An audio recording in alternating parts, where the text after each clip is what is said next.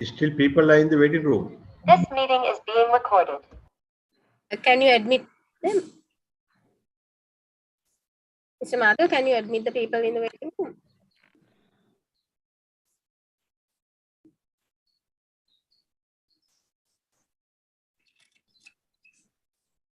Hi.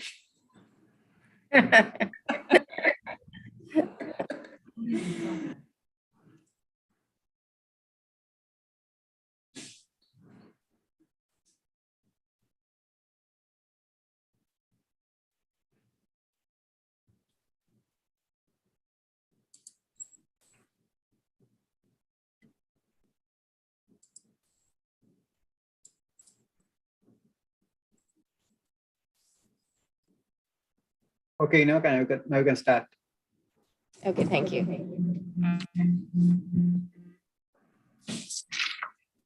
Good morning. Good morning. Good morning to all of you.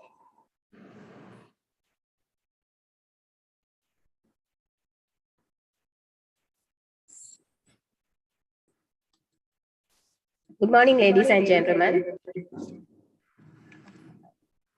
Good morning. We can hear you, Dr. Inoka. Welcome to the workshop on effective research proposal writing. To start today's program, first I would like to invite the Additional Director of National Science Foundation, Dr. Tamara Dias, to welcome the participants.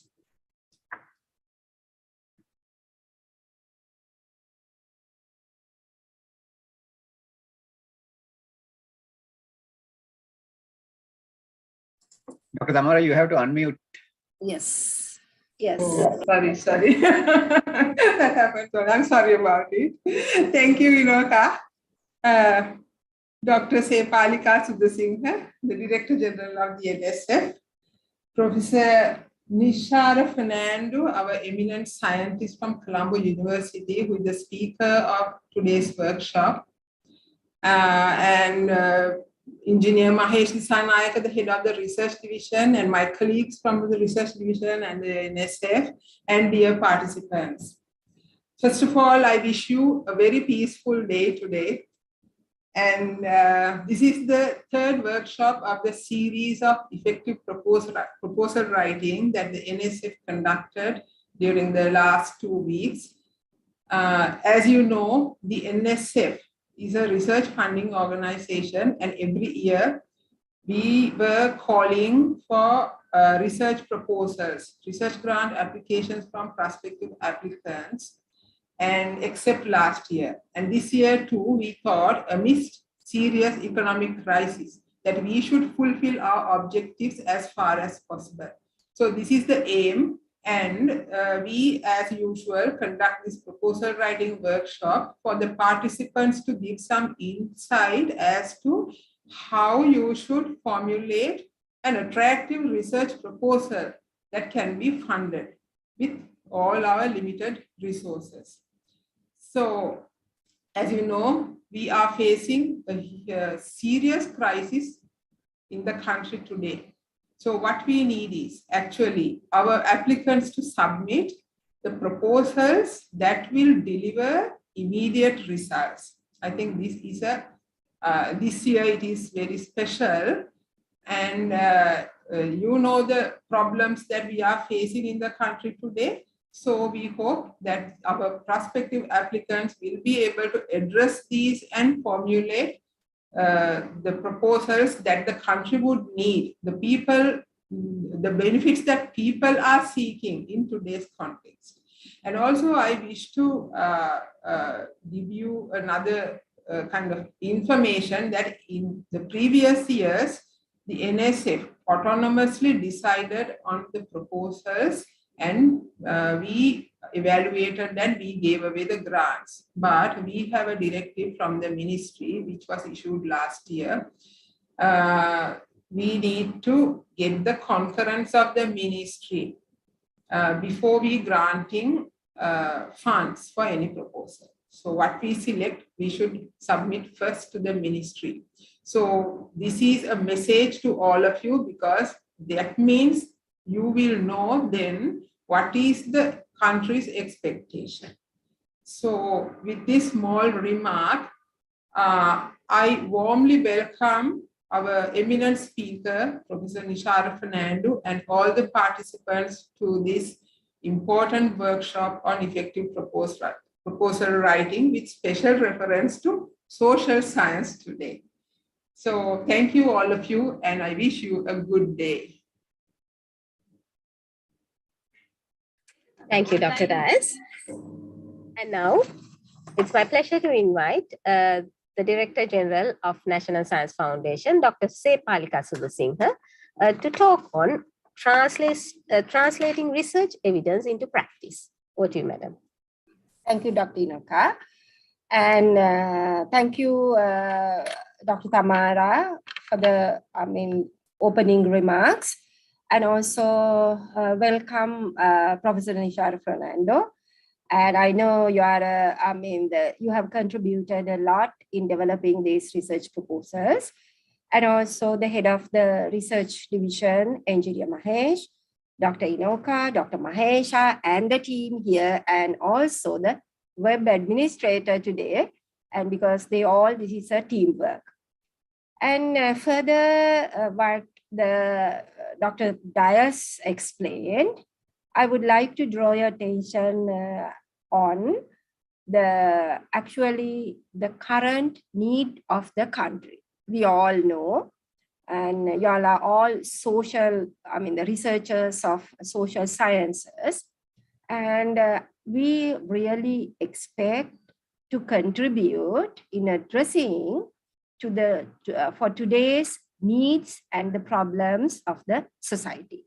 So that is number one. I'm sure that our Professor Nishara will direct you in understanding the needs of the society, or else, let's say, policy problems, right? So where the decision makers should draw their attention in addressing to these.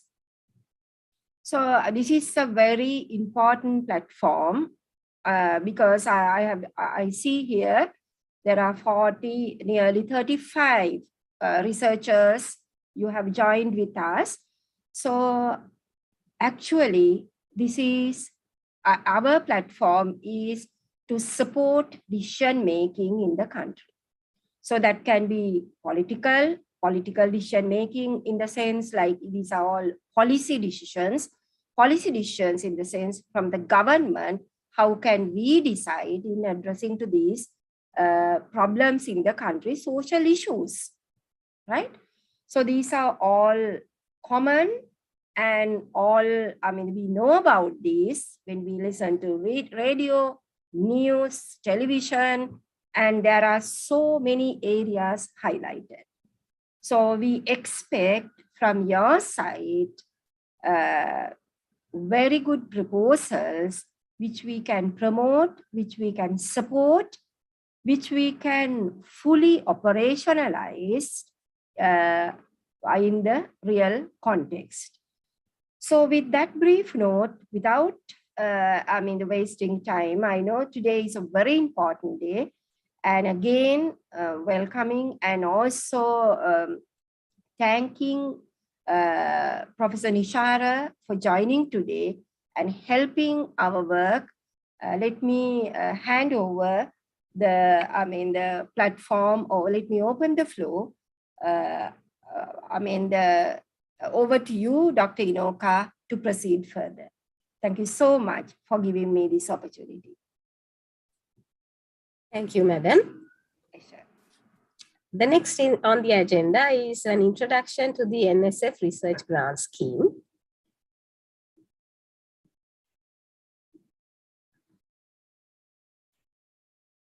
I hope you can see my screen. Yes, we can see. Right. Now, as was mentioned, the National Science Foundation is mandated to generate, disseminate, and transfer knowledge, ensuring its effective utilization for the greater benefit of the people of Sri Lanka. The R&D grant schemes seek to foster the formation of multidisciplinary teams, conduct cutting-edge research and development projects that are of relevance to Sri Lanka. The NSF Competitive Research Grant Scheme provides assistance to supplement resources available in the scientist's own institution for research, development, and innovation activities. The aims are to encourage researchers to utilize their knowledge for the benefit of the society, to facilitate researchers with postgraduate qualifications to enhance their career prospects, and to facilitate science and engineering graduates to pursue postgraduate research degrees. Grants are awarded in all fields of science and technology, including social sciences, management, and development economics. Now, this year, we have identified 15 priority areas for research. They are eco-friendly agriculture, food quality and safety, post-harvest management, health and indigenous medicine, biomedical innovations, climate change, disaster management, waste management, water security, energy security, value addition to natural resources, community development and social innovations, management and development economics, applications of Industry 4.0, and biotechnology. Now, this is the application form of NSF. I will not go through this in detail here, but if you need clarifications for any of the items in our application, we will be happy to answer them during the general discussion.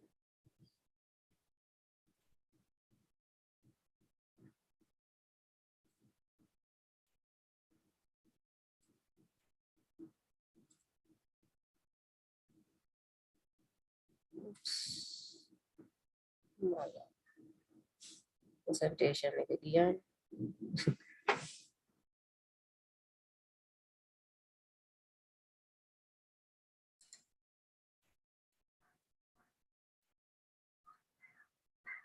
I'm sorry, I lost my presentation for a second.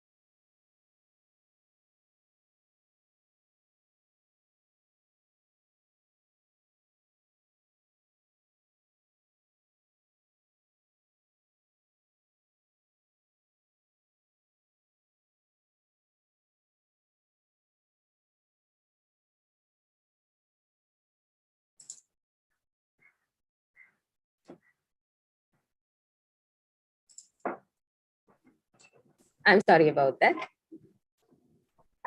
Yeah. And talking about the guidelines for investigators, principal investigators should have a postgraduate research degree, PhD or MPhil, and publications in the relevant area. Applicants with MSc, MD, or MS qualifications should have minimum of 1 year research component in their course and publications in the relevant area. Co-investigators should have postgraduate qualifications and research experience supported with publications. Any other member of the research group who does not meet these above criteria could be listed as collaborators. The collaborators should provide letters of consent in the format we have given as Annex 3 in the application. Those who wish to read for postgraduate degrees under the proposed project are not eligible to be co-investigators. And we request all investigators to be registered in our SDMIS database. Talking about institutions and recommendations, institutions where the research is to be performed, it can be the principal institution if it's only one institution, and then there could be other institutions if some of the research work is being carried out in other institutions.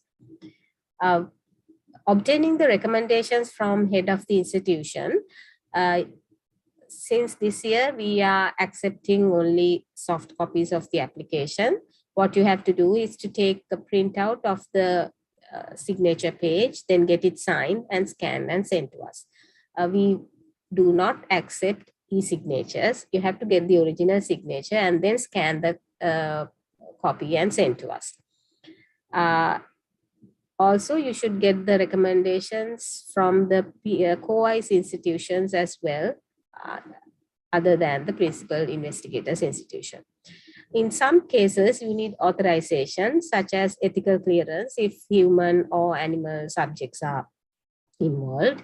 And then for some projects, there may be sample collection from wildlife reserves or forests. So then you need permission from the relevant authorities. Or if samples are being analyzed abroad, then material transfer agreements are needed. So when you submit the applications, you must provide evidence for the authorization from the relevant authorities in such cases. If we talk about resource planning, and now Professor Nishara will be explaining to you about how to formulate your project proposal. So once you identify the objectives, you have to break them into small tasks and subtasks. Now, these tasks are activities that must be completed to achieve each of your objectives. The tasks have start and end points and are relatively short and significant. Now, once you have identified the tasks or activities, then it is easy for you to prepare your Gantt chart as well as your budget. Now, once you identify the task, then you can identify timelines for each of your tasks. Some tasks can be done concurrently, while others have to wait for the previous task to be completed. And accordingly, you can prepare the Gantt chart. I will come to that later.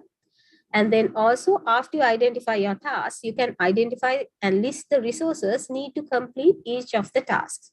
And then you can estimate the quantity of each of the identified resources and accordingly prepare the budget. Now, this depicts what I said. Once you identify the activities, then you can prepare your work plan accordingly, and also according to the activities, you can identify the resources and plan your budget. And also, once you have come up with your work plan according to the timeline, you can adjust your budget accordingly. Now, what is this work plan or the Gantt chart? It is a visual project planning tool that gives an overview of the project. It is simple to understand and easy to construct. They're used to represent the timings of tasks required to complete a project. Each task takes up one row. Dates and time periods run along the top. Tasks may run sequentially, in parallel, or may be overlapping. And this is used to monitor the progress of the project effectively. This is a simple Gantt chart. The activities are here, and then the timeline is given here. Now, these are just general activities, but you can break them down into smaller tasks. Talking about the budget, NSF will provide funds for personnel, consumables, sample analysis, statistical analysis, travel and subsistence, postgraduate registration fees of research student, and miscellaneous. We would like to stress the point that you have to avoid overestimation and include only the necessary items. And all these items should also be justified in detail in the proposal. The budget must be in line with current NSF payment rates. For research personnel, full-time research students are registering for a postgraduate degree can be allocated only for principal investigators with 2 or more years of post-PhD research experience. Technical assistants can be either with O-level or A-level qualifications. For principal investigators who have not received any research grants before, that can be either NSF or any other funding sources, the total budget should not exceed 2 million rupees, excluding allocations for research personnel. Consumables should be listed with descriptions and quantities and costs mentioned. Sample analysis can be requested if outsourced, but you have to mention the type of analysis, number of samples, and the cost.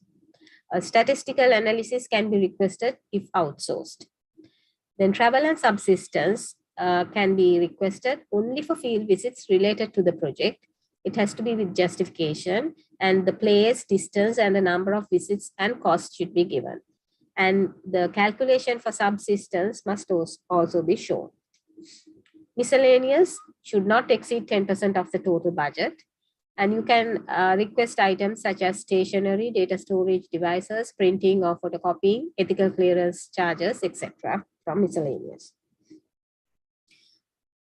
Please note that funding is not provided for consultants, drivers, OT and subsistence, administrative costs, payments for thesis defense panel, maintaining equipment, contingencies or unforeseen expenses, computers and printers for routine work, travel abroad, registration fees for overseas conferences and seminars, travel to NSF or COIS institution for meetings, and advertisements. Now, these are some of the common mistakes we have observed over the years. One is not following the guidelines. I must stress here that you should read the guidelines given in our application.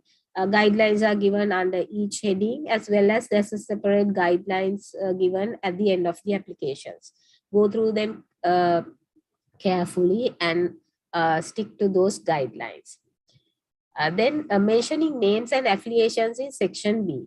We specifically asked not to mention your names or affiliations in section B for reasons of, because this will be a blind review. So that's why we ask you not to mention names. So please refrain from mentioning names and affiliations in section B. And then figures and calculations given in the budget are inaccurate, or they are not totaled correctly. And then budget justifications are not given. Requesting drivers, OT and subsistence from NSF.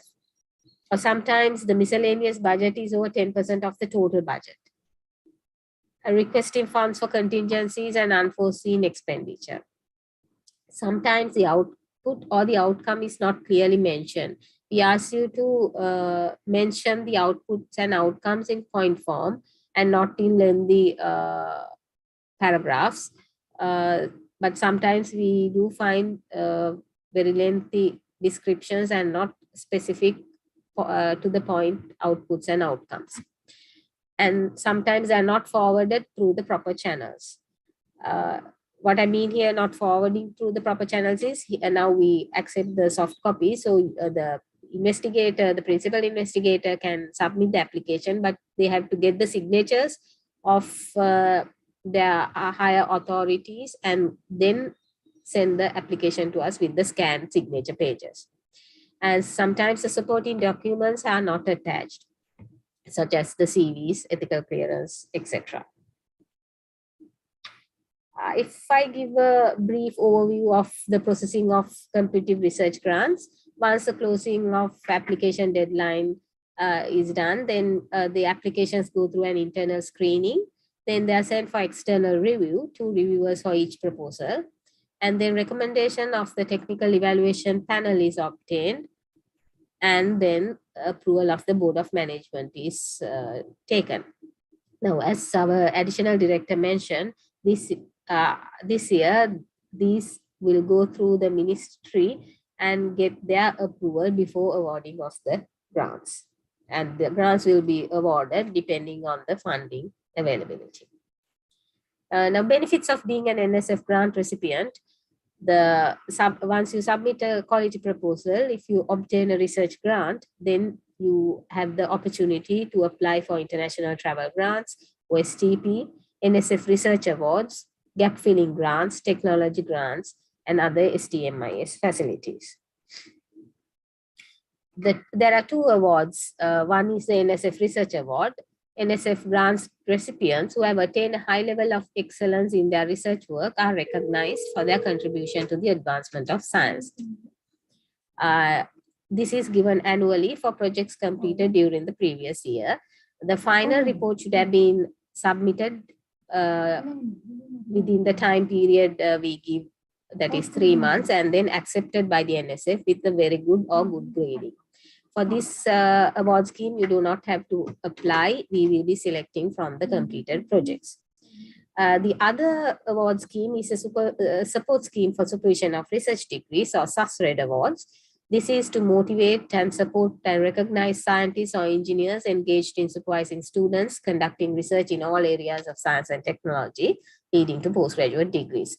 This is given annually, and applications are invited to an open advertisement. That is the end of my presentation. I would like to mention here that the deadline for the grant call this year is 14th May, that is next year. I hope you will submit good proposals to us. And if you have any questions, you can raise your questions at the end of the program during the general discussion. Thank you.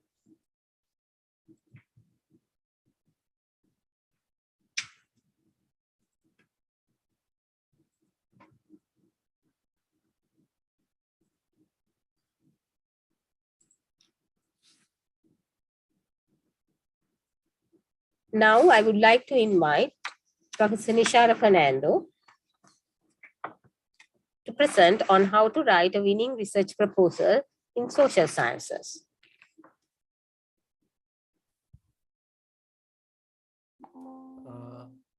Thank you, Dr. Inoka. I hope all of you can hear me and also see me. Hello, am I audible? Hello? Yes, sir, we can hear. Yeah, thank you.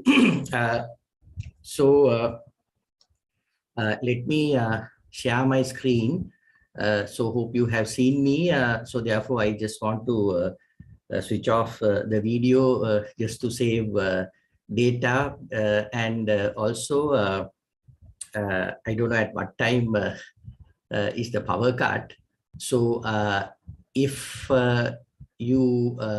I lost you, then wait for 1 or 2 minutes. I will try to rejoin, right? So the organizers have allocated 1 hour for me. All right.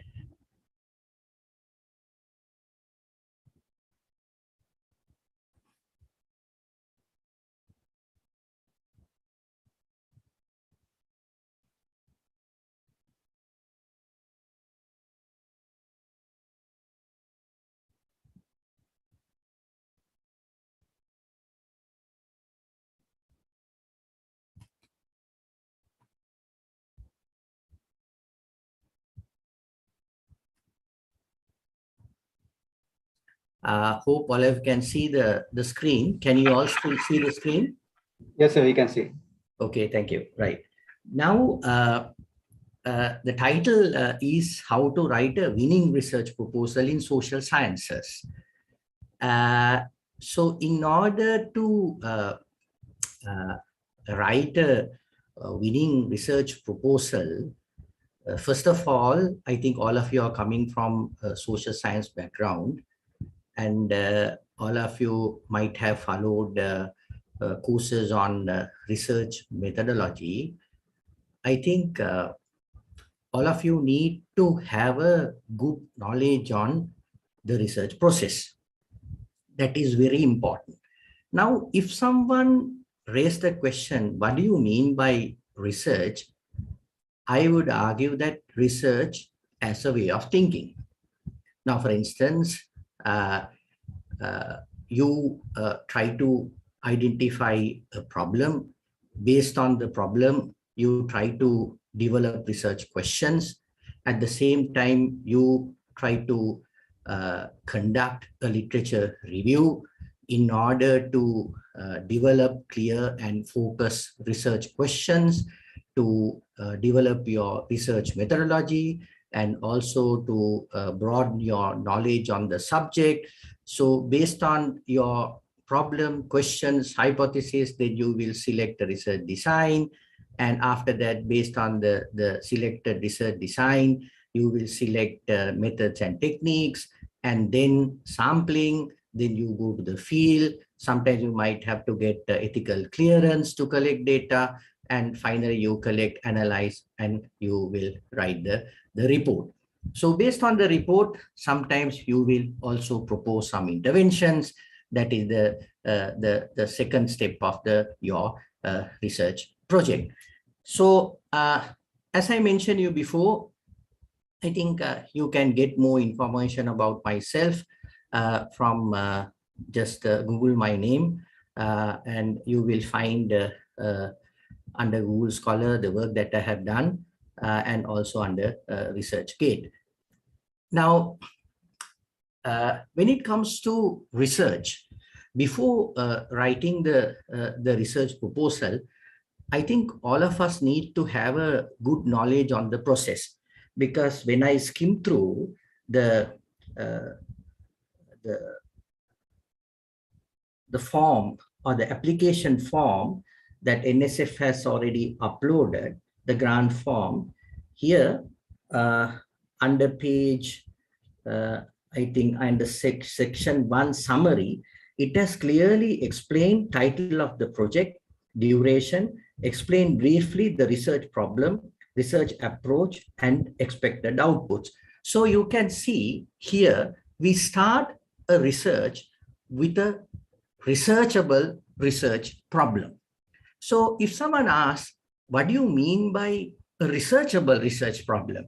So as you all know, we need to consider how much time we have, and also if you're planning to collect primary data, right? Whether how much time you need to collect primary data, or if you're clearly depending on secondary data, then also how you're going to obtain these secondary data. Then also you need, if you're planning to get collect primary data from the field, you need, sometimes you might have to get approvals from different people. So it has to be a kind of a researchable problem. So researchable problem means you have to deliver the work within the allocated period of time. Now, as we know, earlier, now last 2 years, we have been suffering from Corona, and now we have the economic shock, and people are suffering from different social stresses. So, I mean, we have to conduct our research under these conditions. So therefore, I think we as researchers, we have to think about all these, I would say, factors, micro and macro factors, when you select a research problem. Now here, they have clearly requested us to, you all to briefly explain the research problem, research approach, and expected outputs. As I have mentioned you before, now you can see, we as researchers, there are 7 steps that we need to follow in order to conduct our research. So I have already taken this from Ranjit Kumar, who has written a book on step-by-step research guide for social scientists. And there he has clearly mentioned, if you want to be a good researcher, researchers should have clear idea about the research process. So as you can see here, first we have to formulate the problem, and then we have to identify, based on the problem, you develop research questions and hypotheses, then you select the design, and also at the same time, you will also try to do the literature review, and then you will also select your methods and techniques depending on your questions, hypotheses, and finally, you will also select samples. Sometimes you may have to select different samples depending on your research questions. And then you will think of writing the proposal. So you can't write a proposal without having a clear idea about the research process.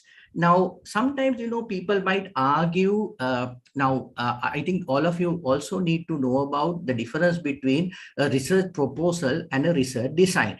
Now, when you say X has already requested me to submit a research proposal, sometimes people might say it's a proposal. So this can be changed.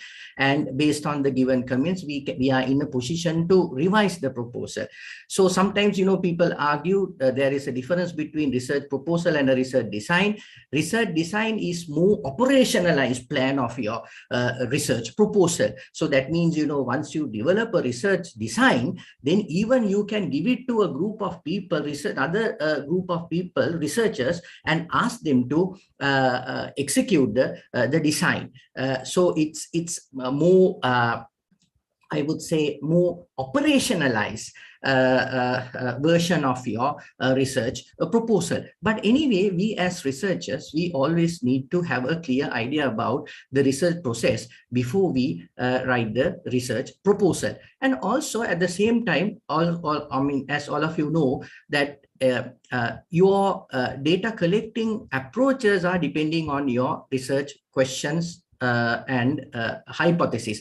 Sometimes, you are going for a mixed approach. Sometimes you are going for a only qualitative approach. Sometimes you go for a quantitative approach. But depending on that, once you collect data, always you need to have you need to equip with the skills to analyze your data and finally write the report in order to complete your research process. So I think now, if you carefully go through the steps of the research, the steps of the main steps of the process, you will see that these steps are interconnected and interrelated. So we can't bypass now. So for instance, we cannot select a design without developing a problem or without developing research questions and hypotheses. And even we can't select a sample without without identifying a research problem or research questions. So therefore, now the problem, questions, hypothesis will guide you, right? What type of data sampling strategy that you should select in order to find answers to your research questions, in order to find to test your hypothesis, which are directly relevant. And we as researchers always we should equip with this knowledge in order to successfully complete a research project. So if you carefully go through this process, you will see the whole process divided into 3 parts, right? So for instance, when you say when you talk to someone, okay, I'm doing a research, then normally people ask, on what?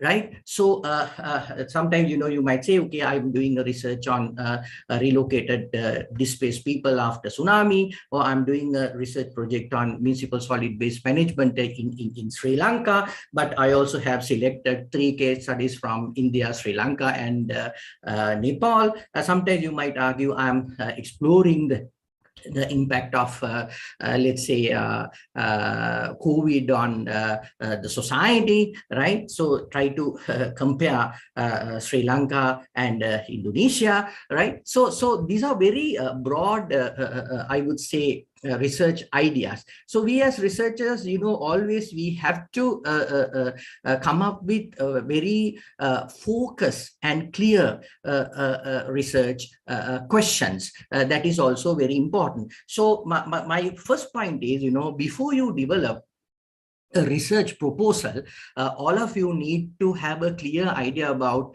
the main steps of the research process. And also you need to select a researchable topic, right? That is very important, depending on the time, your expertise, your group expertise, technical expertise, and also financial resources at hand. So you need to consider all these aspects before you select a problem and develop the research proposal. So this is the first point, right? So as NSF has clearly stated in their application, right? So they have started requested you to explain briefly the problem, research approach, and expected outputs, right? So they have started with your problem. So they want to know what is your problem. Based on that, what are your questions and what are your hypotheses. Sometimes, you can come up with project that explore not only research questions, but also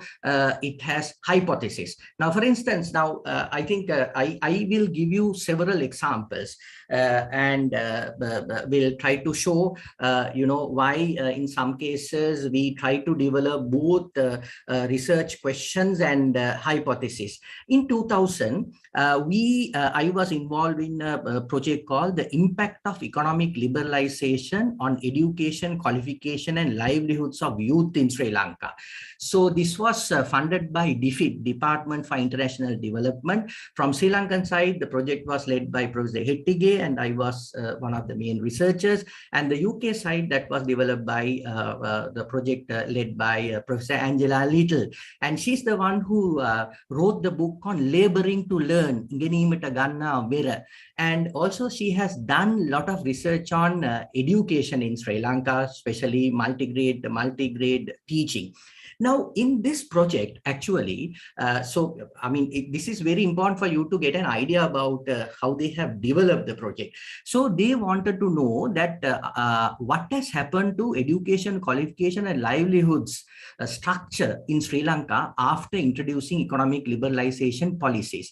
So therefore, they in order to explore these changes, what has happened in the economic structure, educational structure, then when it comes to education, formal education, then professional education, vocational education, and also school education, university education. It was a 5-year research project, but they wanted to explore the changes.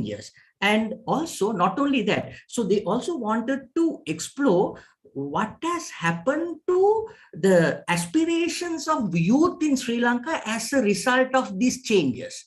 Right. So they, on one hand, they have explored what are the structural changes that had been that had happened, right? But also as a result of that, they also wanted to know, right, what has happened to youth aspirations for education, qualifications and livelihoods, right? Youth aspirations for education, qualification, livelihoods. So their main argument was, right, so they said that the economic liberalization has already increased youth aspirations for education, qualification, livelihood, aspirations, abhilasha, right? That has already, help them to aspire for higher level of, let's say, degrees, professional qualifications. But they also wanted to know whether all the youth in Sri Lanka or the sample youth whom we have studied, whether these people are in a position to actually achieve the given aspiration for education, qualification and livelihoods. Right. So in other words, they wanted to show that there is a difference between aspiration and expectation. Right? Abhilasha saha balaporottuwa. So they argued, right, based on this research, they argued there is a widening gap between rich and poor as a result of introducing economic liberalization policies, but also with regard to their aspirations and expectations for education, qualification and livelihoods. Right? Education, qualification and livelihoods. So what they said was, they said when it comes to youth who are coming from middle, upper classes, there is no difference between their aspirations and aspiration for education, aspiration for qualification and livelihoods. So if they want to become doctors, lawyers, engineers, actually they can achieve that. But when it comes to youth whom we have interviewed, who came from lower middle classes, they said that they aspire to become doctors, but unfortunately they are unable to achieve their aspirations. As a result of that, they had to somehow end up their education by just passing A levels without going to the university. So something like that. So there is a gap. So this is what they wanted to explore in the field. So they had very broad research questions. right? Very broad research questions. So when you read that proposal, sometimes people might ask, I don't know, how much time these people need, this research group need to find answers to these research questions, because it was a 5-year research project. 5-year research project. We had enough resources. We had time, but our questions were very broad. So because of that, we try to develop, right, hypotheses under each and every questions. So there we constructed both questions and hypotheses. So if someone asks, okay, why you have constructed hypotheses? So hypothesis, as our questions are very broad, hypothesis will give more focus to our research question.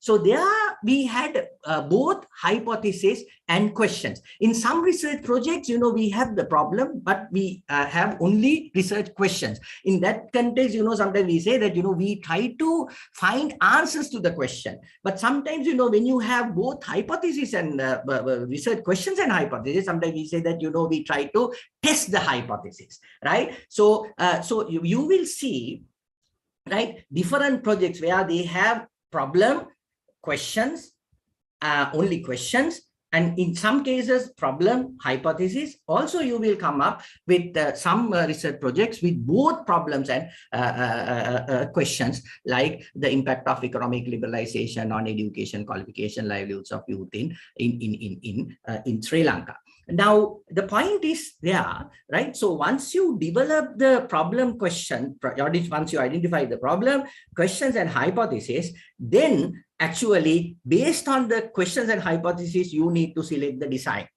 right? You will select the methods, techniques based on your hypotheses and research questions. So sample also to select based on your hypothesis and your research questions. So the point is, sometimes we might have to employ different methods, different techniques, we might have to collect different types of data, different types of sampling in order to find answers to either our research questions or to test our hypothesis. So, so the point is, in some projects, they are very simple, some projects, they are very complex. Right. So that is what I want to tell you. So once you develop the idea, once you develop the steps of the process, right, then I mean you are in a position to develop your proposal. So please also keep in mind there is a difference between proposal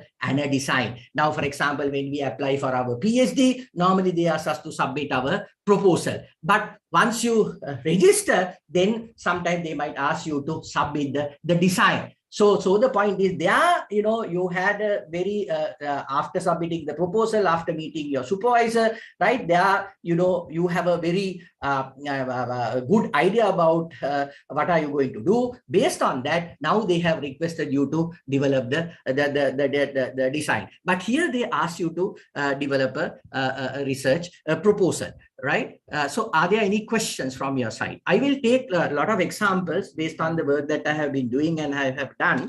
Are there questions up to now? Any questions? Hello? Can you all hear me? Yes, sir. Any questions? Is it clear or what? Hello? Yes, it is clear. Okay, right. Right. So, I mean, I just want to touch upon this topic, right? So the research proposal had an overall plan, scheme, structure, and strategy designed to obtain answers to the research questions or problems that constitute your research problem, research project. So let me also now just because give you another. Show you another example because when I go through your the application, it says the problem. So the problem is very important, right? So you have to identify a researchable problem. And also they expect you to submit a comprehensive literature review where they have divided into international and local, right? And so therefore, as I have mentioned in the process, actually, you have to start the reviewing the existing literature as soon as you get the identify the problem, right? So that's very vital for you all. Now let me also give you another example, because I need to talk about winning proposals. So this is actually a proposal which we won, 4-year project. So myself and another researchers from Switzerland, National Science Foundation Switzerland funded this project. Still we are doing this. So the project title is Challenges of Municipal Solid Waste Management, Learning from Post-Crisis Governance Initiatives in South Asia. Right? Short title is SWM, Governance in South Asia. Now, let me just show you, right, how we develop the proposal. Now here, actually, we need to explain why it is important for us to study this problem, right? So, when you read, now let me read the relevance of the topic, right? So state of the knowledge in the field and novelty of the project, and we wanted to show that, you know, it's very important to study. Right. So it says that South Asian region, home to nearly 1/4 of the world's population, is witnessing fast urban growth, economic development, and growing consumerism, resulting in rapidly increasing amounts of municipal solid waste that are expected to nearly triple between 2010 and 2025, representing the highest regional waste growth. So when someone tries to read it, right? So we have given the background, okay, why it is important for us to, why you need to consider our proposal, why this problem is important, right? So at the same time, opening, now this is also at the same time, open dumping continues. Many cities, garbage collection remains incomplete and processing facilities are deficient. The waste problem has become one of the most pressing social and environmental issues in South Asian cities. The more so as it is closely linked to drinking water quality, sanitation. Now see, we also want to see how this has impacted on drinking water, sanitation, human health, right? Health affecting the urban poor. The most proper waste management has therefore become a key policy issue for municipalities, which are in most cases responsible for solid waste management and spend as much as 20 to 50% of their budget of this task. So municipal solid waste management policies and practices have also a direct impact on employment opportunities and livelihood, particularly on those of poor men and women. So, you know, when someone reads the first section, right, so it clearly shows that, you know, why it is important for these people to be, if someone is reviewing this, so it also shows that why it is important, why it's very important for us to consider this as one of the best areas of study. So it's one of the important areas that we need to look into, right? So the project is timely, as South Asian government and civil society organizations at different levels have started to pay primary attention to the problem, municipal solid waste management. However, municipal solid waste also represent a challenge for global sustainable development due to its ubiquity and cumulative environmental effects and its links to greenhouse gas emissions. So you can see, you know, if we don't manage it properly, so what type of impact it has on, right? Greenhouse gases, climate change, and then human health, right? Water quality, everything. So here, right? So they have already given the background information for our research problem. So that is important. Then also, as it is a 4-year project, right? But I also want to show you the gap. What is the research gap? Now, first we have stressed the importance of the topic and the study, and also we also want to show the gap, right? The gap. So there is a gap. This has not been explored in relation to South Asian context, right? So now let me just brief you. However, it is interestingly acknowledged that the municipal solid waste problem goes beyond technological, formal, institutional, managerial, and financial issues to include issues of social mobilization and acceptance or social element. Yet the social element is rarely problematized in conventional solid waste management studies, but rather treated as a black box or simply referred to as a problem of awareness and attitudes. Similarly, social mobilization or popular participation, as well as tensions and conflicts between stakeholders in the municipal solid waste management systems, are rarely seen within the broader political context or as embedded in informal governance structure. So municipal solid waste management is therefore not only a global challenge for engineers, right, but it also necessitates an understanding from social science perspective. So the point is, now here we are social scientists. Sometimes, as you know, most of the places are dominated by engineers. So when someone evaluate this proposal, they might argue that, what is the role of social scientists with regard to this question, right? What is their intervention? What is their involvement? We don't know, right? So sometimes, this might, this proposal might reviewed by a natural scientist. So we also want to stress the importance of social scientists in exploring these areas and problems and questions, right? So that's very important.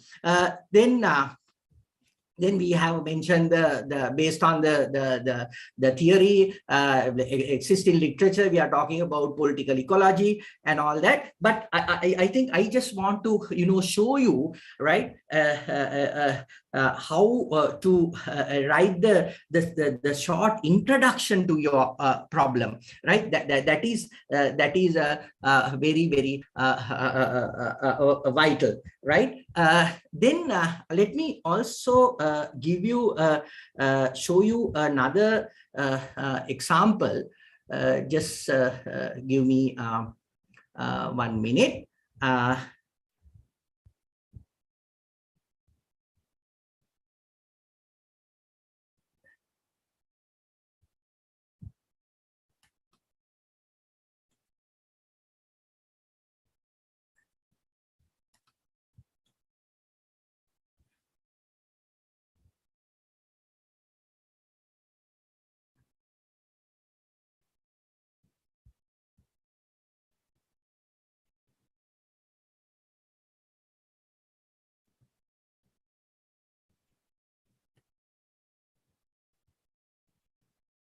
Right.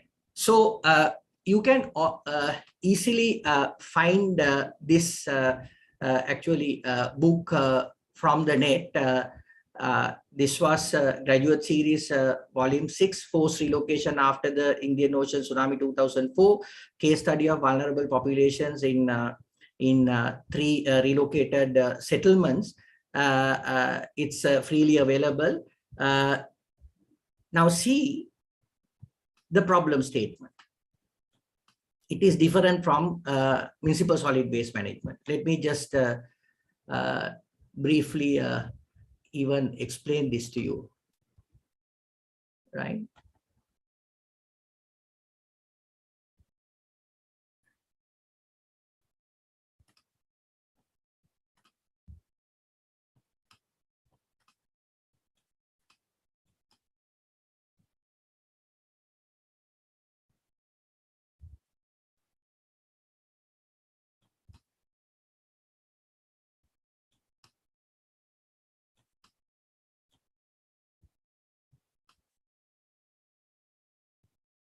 See, now we have started right here the problem and aims of the study by giving a statement from a respondent, right? But now, I mean, as it is a book, but when you are writing a proposal, you don't have to do it like that. But if you read the introductory section, you will come to know. Now here you can see the research problem aims of the study, because even NSF needs to know what is your problem, and also your objectives, main objective and sub objectives, right? Now here I have stated the above statement was made by a tsunami victim who prior to the tsunami resided in the city of Gaul, close to the sea. Now his surviving family members have been forcibly relocated to a settlement far from the city. He reveals the massive impact of the wave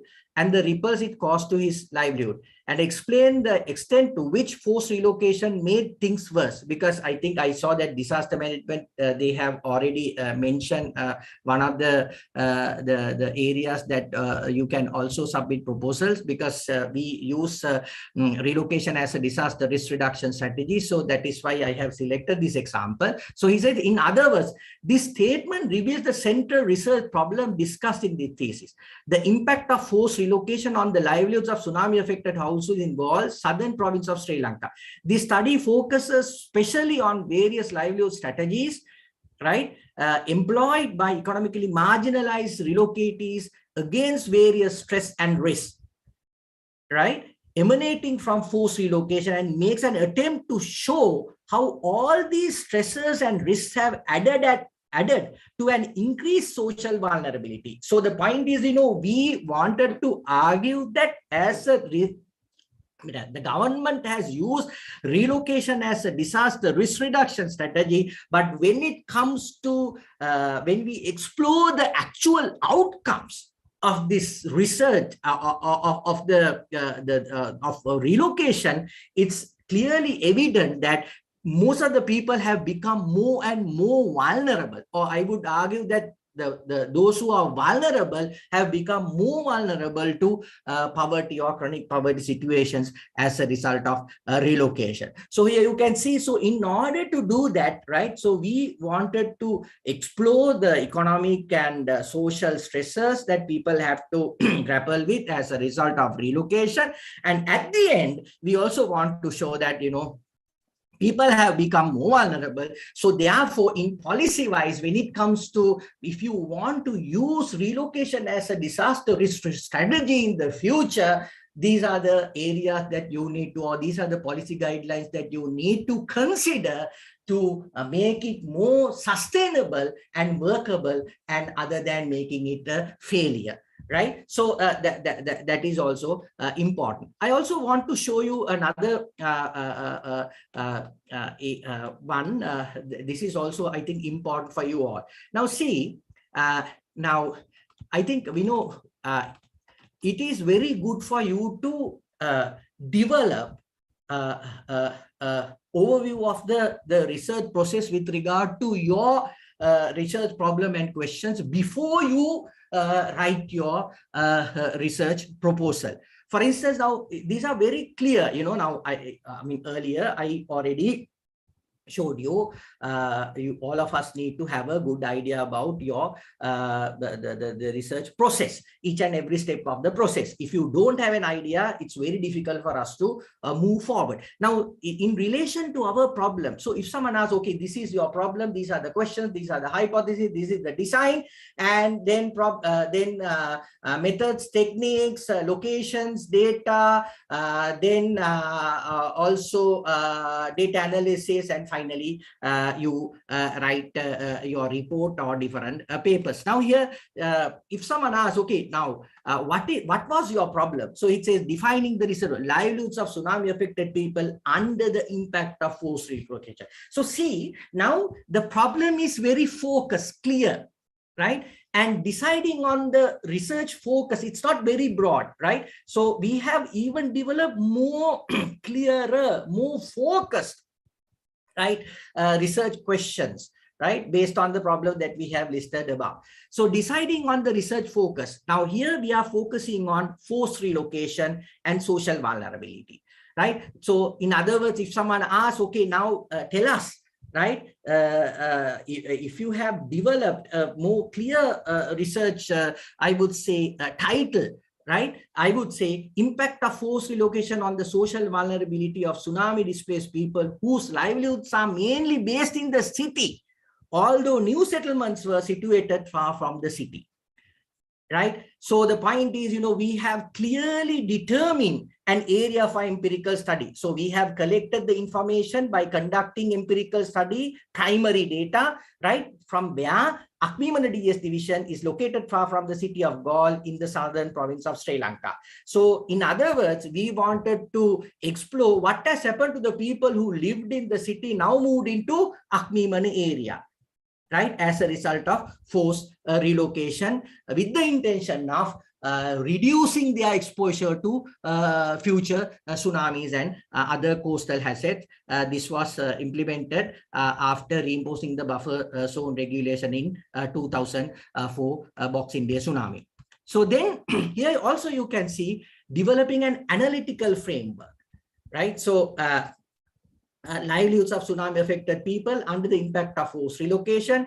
These are the research areas and key concepts. And also, most importantly, we have listed the research questions based on the problem. We have developed several research questions, right? So the questions are: how are the livelihoods of tsunami affected people further affected as a result of forced relocation? What are the various livelihood strategies employed by forced relocators in response to the situation?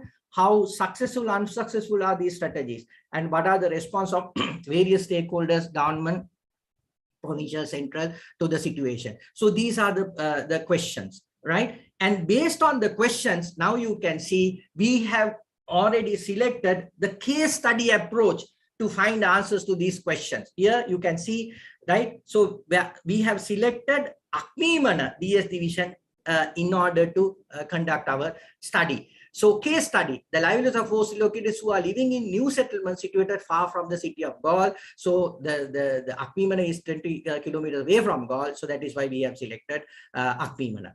Right there, in order to conduct the empirical study, we have employed different, I would say, methods and techniques in order to collect more valid and reliable data. Right? So household surveys, in-depth interviews, various participatory assessments, simple observation, interviews with host communities, and also discussions with local and international non-governmental organizations, key informed interviews, and secondary data. So the point is, now this is the methodology, right? So the methods, techniques, sample, right, we have already employed, right? So then you collect data. Once you have collected the information, this is how you are going to analyze and present your information. So here we say that macro level analysis of the impact of tsunami on Sri Lanka in general and the Galle district in particular, analysis of the process of forced relocation, that is very important, how people have been relocated, what are the steps that the government has employed to relocate them, discussion of the impact of forced relocation on household finder. Then we also want to see the positive and negative impact, and also analysis of various livelihood strategies employed by forced relocators and household-based vulnerability profiles, right? So we have given the steps of the operationalized steps of the research process with regard to our research question here. So I think this will give a very clear picture of your research project. So as it is as we have already operationalized it, right? So if you want to get a clear idea about the methodology, actually there is a separate chapter on methodology. We have done it. We have collected different types of data by employing different methods and techniques, and also employing different analysis. And it's a mixed study. We have employed both qualitative and quantitative, so you can read it if you want. Right, so so when you develop your proposal, also you can think about first developing overview of the process, and then try to develop the proposal, because here they have clearly requested you to state your problem and also state your literature review. right? And general and specific objectives are very important because they have clearly requested you to mention the general and specific objectives, and also research methodology. Just for your information, right? So there is a separate chapter on research methodology if you are a social scientist, right? This is on research literature review, but you can also carefully read the chapter on research methodology. I think that is very important because that is the place where you discuss how we are going to find answers to your research questions. So when someone reads your proposal, that person or the group or the reviewer should get a clear idea, you know, that the questions or the questions that you have already developed, the problem that you have already identified, and also the methodology that you have already listed are in a position to achieve the main and sub objectives of your research project, right? That is very, very important. So that is why I said that, you know, all of us need to have a clear idea about research process. This book is freely available. You can just download it, and if you get a chance, read the section on here, the research methodology, right? That is very important for you all. So let me also show you another proposal which we recently won. Just give me 1 minute. I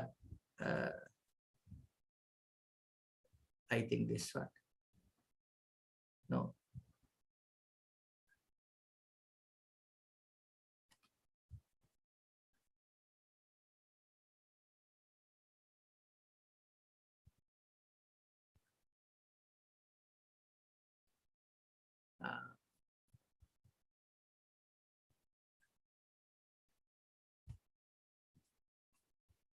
No, I can't find it. Are there any questions? Let me see.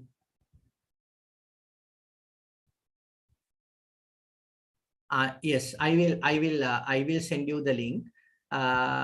Yes. This one. Right. So see, can you all see this? Hello. Hello. Yes, we can see. Yes. Now after actually, as I mentioned you before, that you know, we have been doing, we won the first proposal, and after that you know, we started the research project on municipal solid waste management. And after COVID, then we thought of, okay, it's good to explore another aspect of municipal solid waste management, and we submitted another research proposal, National Science Foundation Switzerland, and also we got the grant, and it's also another 4-year project. So the title of the project is Transformation of Waste Management Practices and Policies in South Asia During and After the COVID-19 Pandemic, Impacts on Gender Equality and Sustainability. Right. So there, I just want to, you know, show you only the questions what we are going to explore, because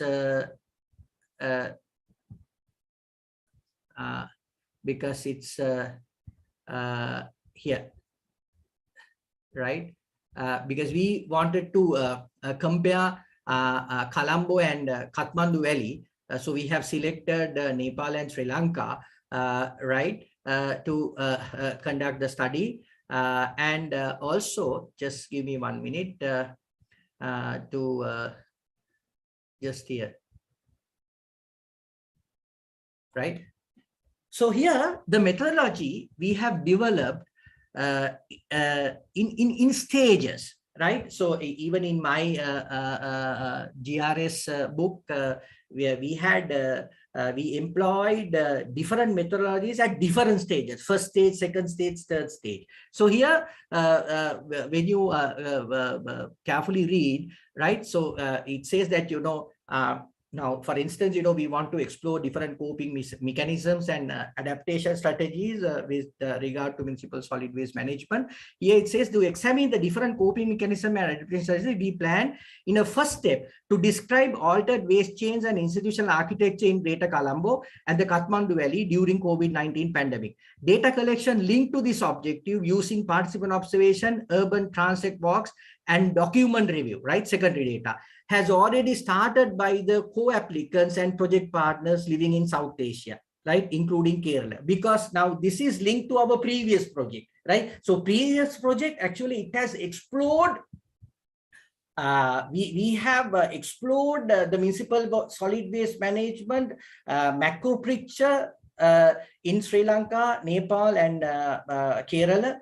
And also we have selected 2 locations to conduct the study: Dehulla Mount Levin and Bollasgamuwa in Sri Lanka, Kathmandu Municipal Council in Nepal, right? So we have collected some information. So we had some background info. That is why, we have stated that, we have already collected them, that information in the first stage, right? So that has already been started. So as we are linking it to the first project. The second, the proposed project intends to assess the gendered effects on formal and informal waste workers, their livelihoods, health, and stigmatization.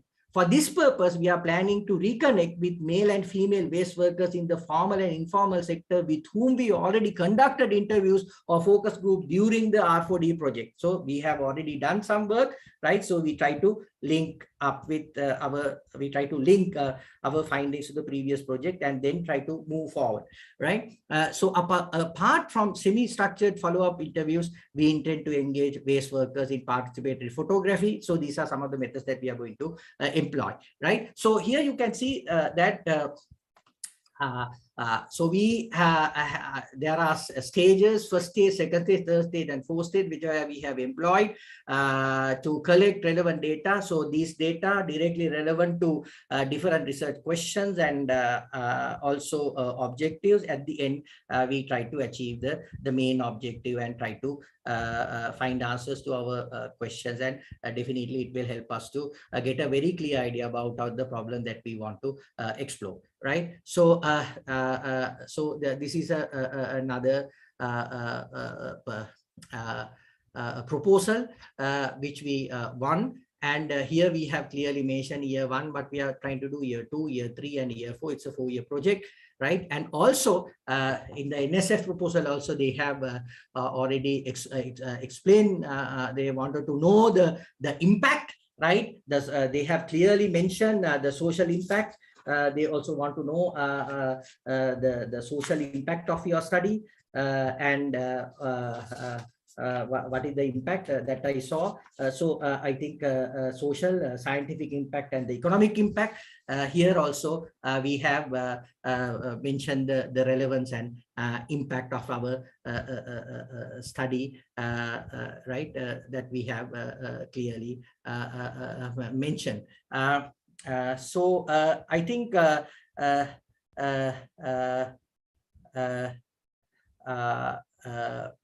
so there are few if you are a member of ResearchGate, just Google my name, or you will find all the work that I have, research projects we have conducted, reports, proposals, everything, right? And you can download and you can get a clear idea, because we engage in multidisciplinary research. So I'm a sociologist. Normally I work with engineers, also doctors. During COVID, we also did some 2-year research with University of Huddersfield, where we closely work with community physicians. And so I think we I don't have time to share those proposals with you all, but you can get the, if you just Google it, or if you just, if you are a member of ResearchGate, definitely you can get that information, more information on the work that we have been doing. So the point is, you know, as I mentioned you before, all of you, it's not an easy task to write a proposal. You need to allocate more time, and also at the same time, the point is, you know, you need to achieve the given objectives of your research project within the allocated period of time, which is a challenge, I would say, which is a challenge. So I think, because I think as you have, I have some other, I thought of just presenting some more proposals, but we don't have time. But you can download most of them through Google or ResearchGate or Academia Edu. I'm a member of all these like academic networks. So I'll stop here, and let's open the floor for question and answer. If you have any questions, please ask. Thank you, Professor Nishara, for that very informative presentation.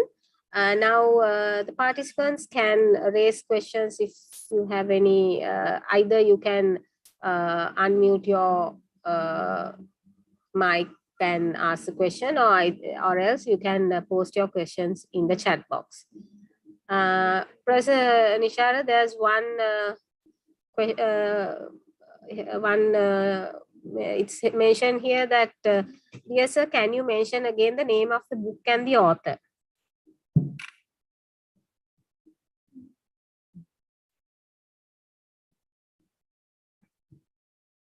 Professor Nishara? Yes, the name of the book is, I'm just going to type it first. Right, okay.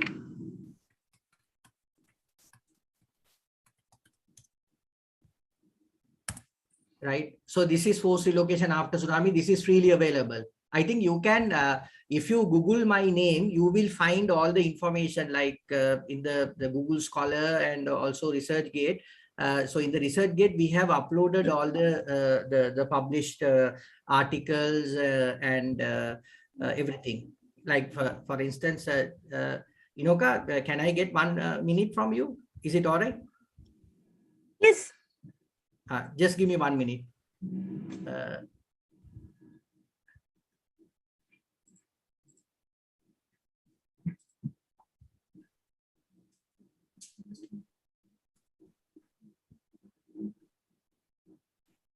So if you now, for example, if you go to ResearchGate, right? So here you can see now, for instance, if you go to if you just type my name, just give me 1 minute, and here research, right? You will see all the publications, right?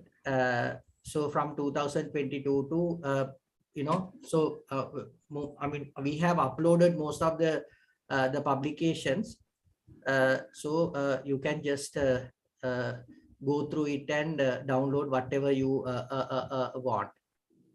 All right. Is it clear? Hello. I think it is clear. Yeah.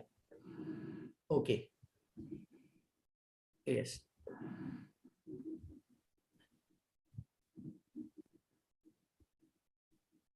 Any other questions?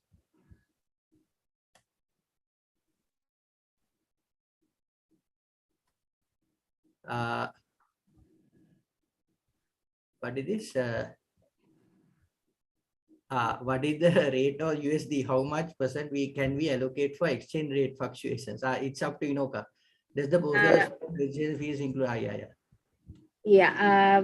Well, you can use the current exchange rate that is given by the central bank and calculate accordingly. For the postgraduate registration fees, you can include all the fees that are not refundable.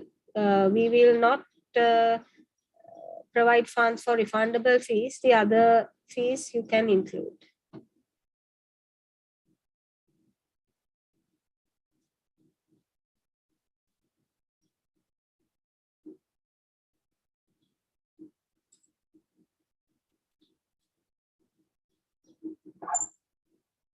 Any more questions?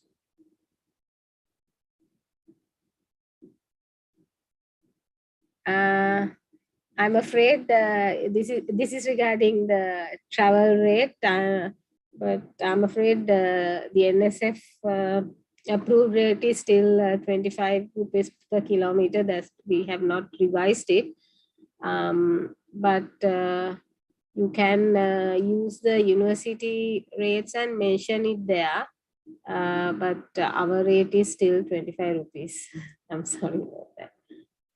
Is there a 20% extra to allocate for USD rates like earlier years?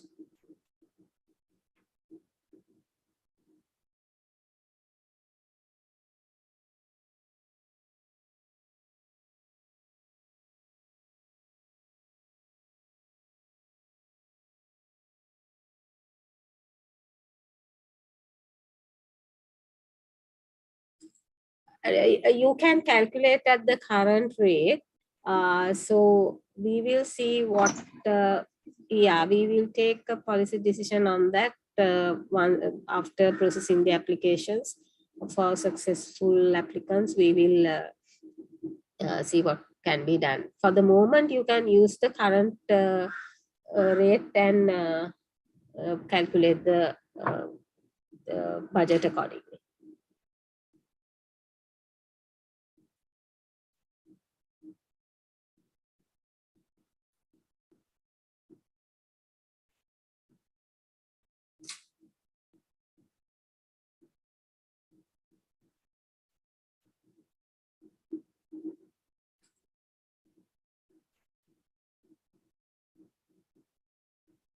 Are there any more questions, or can we wind up if there are no more questions? If you have any questions to either Professor Fernando or the NSF, you can unmute your microphone and ask a question or post in the chat box.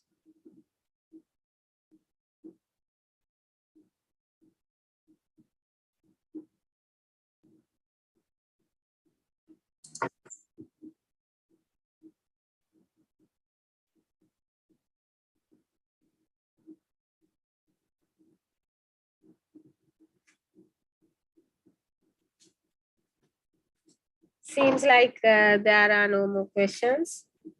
We will wind up this session now. To do that, I would like to invite the head of the research division of NSF, Engineer Mahesh Disanayake, to propose the vote of thanks. Thank you, Dr. Inoka. Before coming to my vote of thanks, I just like to share some message with our researchers. 1 minute.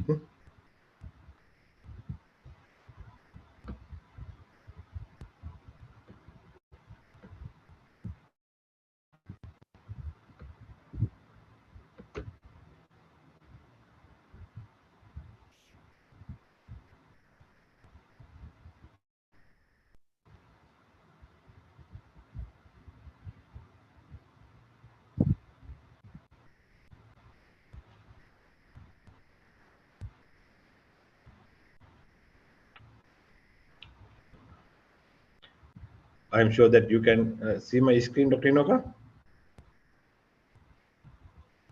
Dr. Yes. Inoka? Yes, we can see. You can see, no? Yeah. Thank you, Dr. Inoka. So before my vote of thanks, I would like to just to share this message, because we are arranging another workshop parallel to the grant call 2022 that will be arranging by Technology Development and Innovation Division of NSF on awareness workshop on research commercialization. So in this workshop, what we thought to motivate our scientists or researchers to develop some technology innovations and or initiate startup based on their technological innovation. So I just request all our scientists joining today just to share this message with your colleagues. So thank you. With that, I will come to my duty vote of thanks. So this is the end of third workshop or last workshop. We have arranged 3 workshops parallel to the grant call 2022. We arranged first workshop on natural sciences and the second workshop on management economics, and third workshop on special reference to the social science.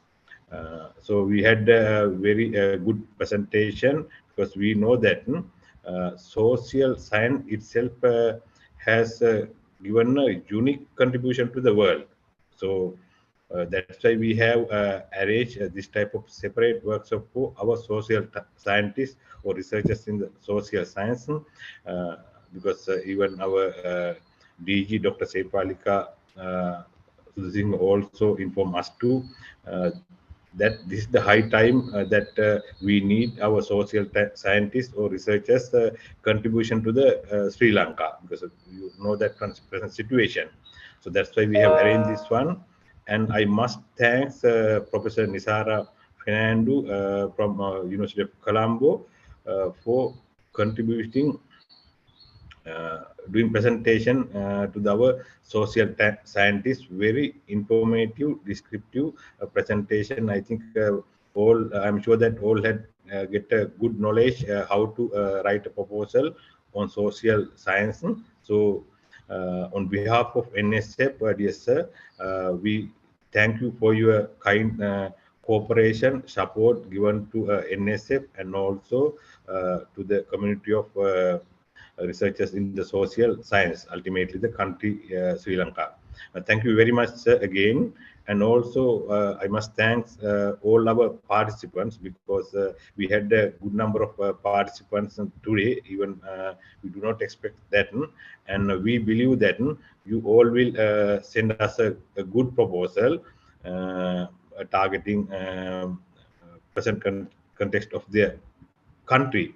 And we thank you for your attending and joining today's meeting. Without your participation, we couldn't have a successful event. And thank you very much again, all the participants that joining today. And I must thank Director General of National Science Foundation, Additional Director and National Science Foundation, and Dr. Inoka, our CRG coordinator, and all the senior scientific officers of research division and other divisions. And also I want to remind Mr. Madhav Pereira, who is our IT manager. He has given a lot of contribution to our division last 3 days. And thank you, Madhav. And also Mr. Anuradha from HTBRD and his team. They are help us to publish this one among the HTML database. So I want to thank all the staff in NSF who help us to successful this event. So finally, I would like to thank all, including our resource person, participants, and all NSF staff, including DG and AD of our NSF. Thank you very much, all. Have a nice day. Thank you, Engineer Mahesh. Let us wind up here. And as I mentioned earlier, the grant call is 14th of May. I hope you will all submit proposals, and I wish you good luck with your research work, and a good day to you. Thank you.